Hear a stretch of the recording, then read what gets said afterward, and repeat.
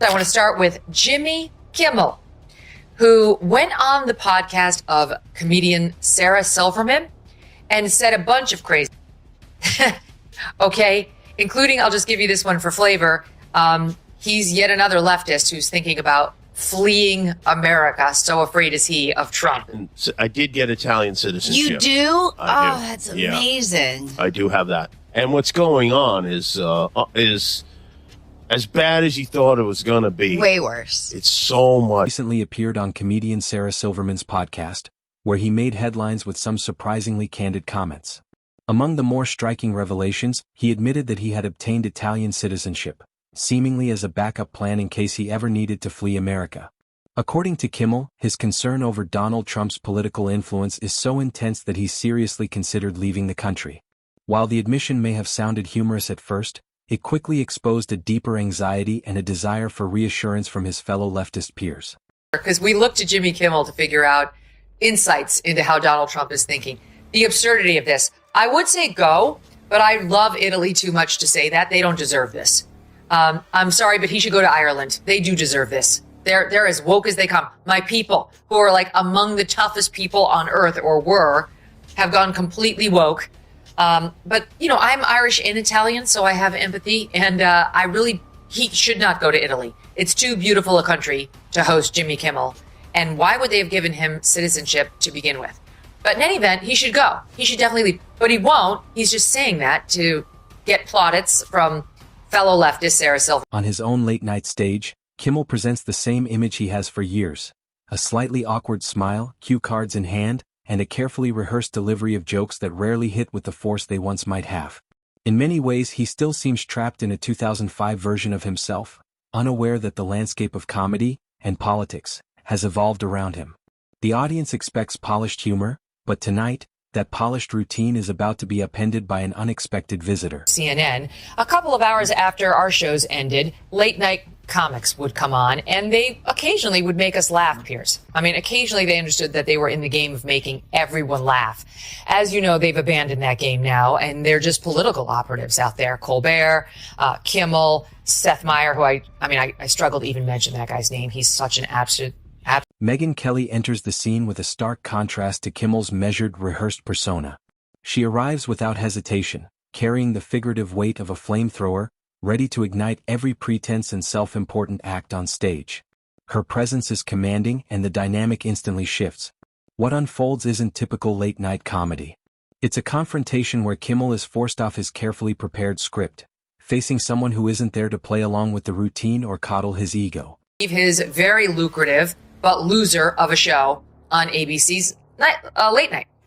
He's not going to abandon that because feeling important and like he matters is too important to Jimmy Kimmel. But he's got to get stroked by leftists by saying he's gotten Italian citizenship, and he may indeed exercise it by leaving a United States that even Donald Trump must feel has gone too far. Okay. During his podcast with Silverman, Kimmel attempted to blend personal anecdotes with political commentary, veering into the absurd. He spoke about which countries he might flee to, discussing Italy and Ireland in relation to their so-called wokeness. While he framed these thoughts humorously, it was clear that the underlying motive was not comedy but a bid for approval from his ideological peers. The segment revealed a man more concerned with signaling virtue than offering genuine insight into current events or policy. Just get over yourselves. Honestly, it's so pathetic.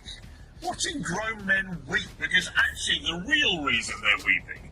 They know they've spent years over-demonizing Trump as the new Hitler, and he's going to wreck everything and wreck America. He's terrible, he's a fascist, he's a neo-Nazi, blah, blah, blah, blah, blah. And what happened this week? America, having already seen Trump as president for 4 years, and seen 4 years of what then followed under Biden and Harris, they went out in record numbers, white, black, Latino, men, women, all demographics, and they voted for apparent. Kimmel has long enjoyed the role of Hollywood's court jester, softly targeting celebrities, middle America, and political figures in ways that are meant to amuse without offending his primary audience. For years this persona worked, allowing him to appear edgy while remaining safe. But Kelly disrupts this dynamic.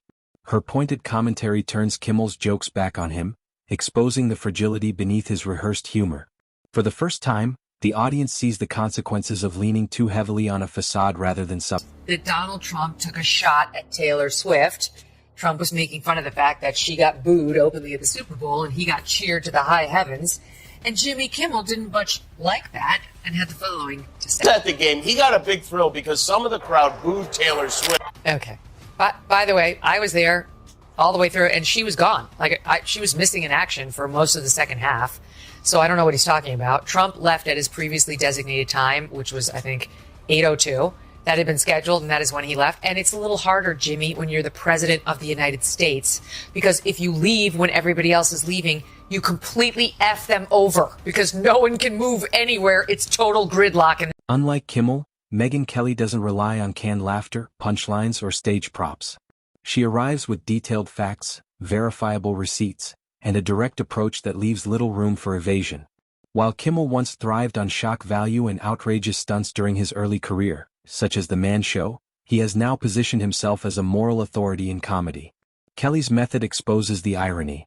A comedian who built a career on irreverence now lectures the audience on ethics and morality. The best thing I can say about Jimmy Kimmel is that he's friends with Adam Carolla, who's a truly decent, honorable, great guy. But Kimmel doesn't strike me that way. But Fallon is not a bad guy. Fallon is a sweetheart. But Fallon's shtick is completely empty and has lost all sense of entertainment. I take him out of the three of them any day of the week. But Fallon's programming, forgive me, it's not smart. In no way is it... Kimmel's transformation from class clown to self-appointed hall monitor is striking.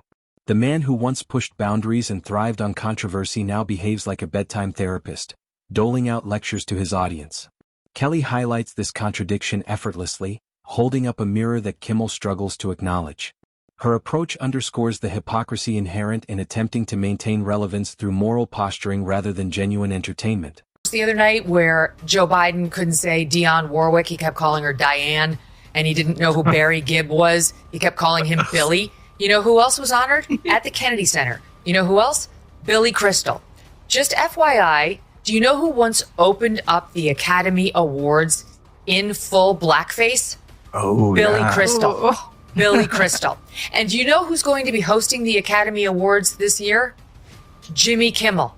Do you know who's worn blackface repeatedly and spoken inner city sort of urban accent saying she needs to die? The exchange becomes even more pointed when Kimmel comments on Donald Trump's remarks about Taylor Swift at the Super Bowl.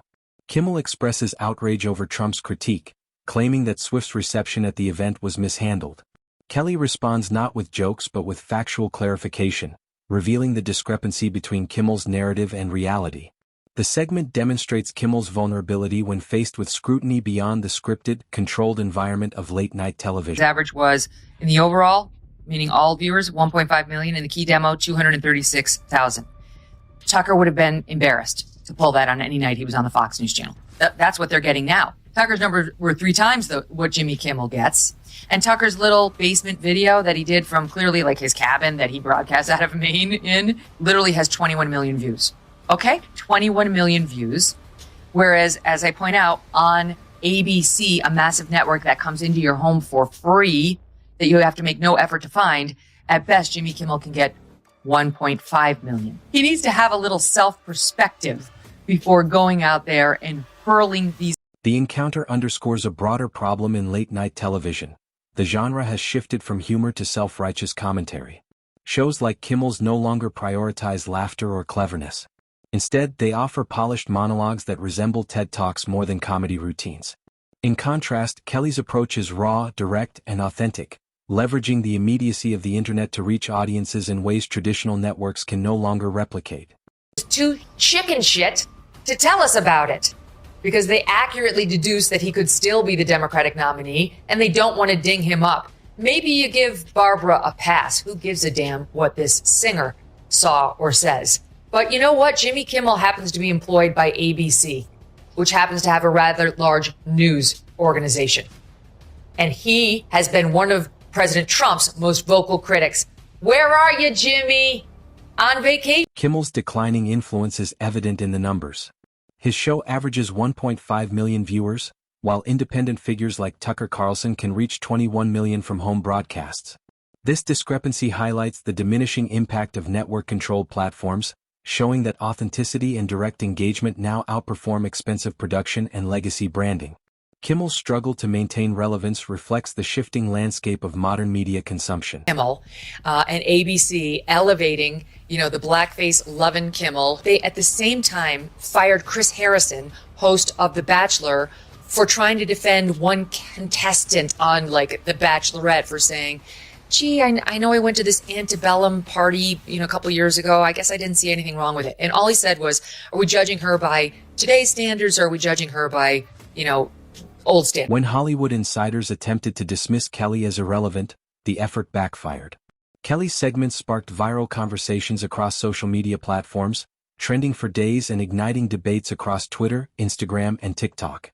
Kimmel's declining ratings and faltering influence were made painfully visible, underscoring that studio defense and polished networks can no longer guarantee dominance in the digital age. And to get up in my grill back in 2018 on NBC, and she lectured me that caricaturing another race perpetuates the dehumanization of people of color. And she did go on Jimmy Kimmel. Political show, cultural show, and it allows me to artistically with entertainment, say what I want to say. Well, show rather than say what I would say if I got on my... So I'm sure in the next bit, she must have gone after Kimmel for his long history of misogyny and race controversy about whether you ketchup or no ketchup. Well, where do you stand on the ketchup on the pasta? Kimmel's past controversies, including instances of blackface and offensive skits, further illuminate the irony of his current persona. Once a provocateur, he now lectures on morality while hosting major awards shows like the Oscars. Meanwhile, Kelly thrives on authenticity and direct engagement, demonstrating that audiences value transparency and credibility over decades-old prestige or carefully curated humor. The internet quickly turned Kimmel into a meme following his exchanges with Kelly. Clips exposing his hypocrisy spread widely, cementing the idea that the comedian had become the punchline. In contrast, Kelly's commentary went viral because it was sharp, clear, and unscripted, proving that modern audiences respond more to substance and authenticity than to traditional network-approved entertainment. Ultimately, the clash between Kimmel and Kelly illustrates a larger trend in media. Authenticity now triumphs over legacy production. Kimmel continues reading jokes off cue cards, trapped in a fading format, while Kelly writes her own script and directly engages millions. In 2025, networks no longer control the conversation. Audiences gravitate toward voices that are honest, fearless, and independent, making Kelly the clear victor in this cultural showdown.